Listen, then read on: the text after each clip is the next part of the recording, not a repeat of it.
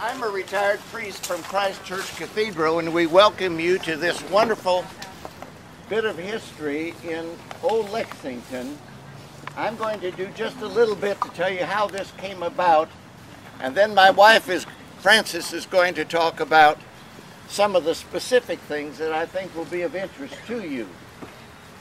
But we're glad that you're here, and we're glad to share this with you. Interestingly enough, it was in 1775 that the first service first recorded service of public worship took place in Kentucky at Boonesboro. And 26 years later, in 1796, Christ Church, an Episcopal church, was built at the corner of Market and Church Streets, very close to the courthouse. The church has been on that corner ever since. The church was small, and in the building that you see today is the fourth building on the same site. The church that you see today was built in 1848, but long before that, there had been established surrounding the church a cemetery. And as time went on, that cemetery became quite full. It was not large, but it became full.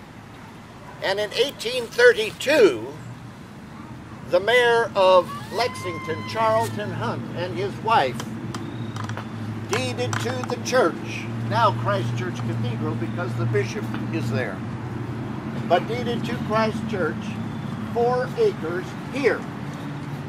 Now this is not 4 acres. Some of this land was sold probably when the Lexington Cemetery became established in 1849, and they thought they wouldn't need all the space. So what you see here is about 2 acres. In 1832, then, in December, Charlton Hunt conveyed to the church this property.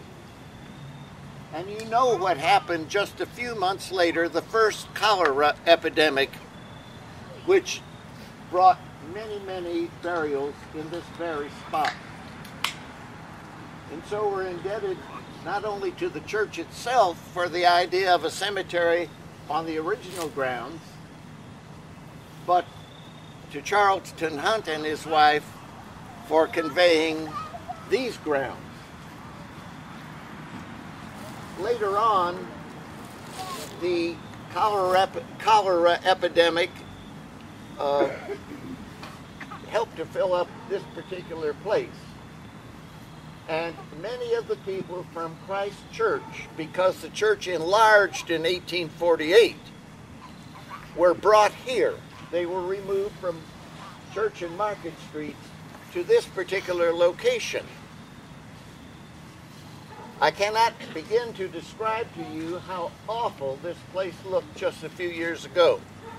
It had been vandalized, it had been neglected, which is a shame on the church.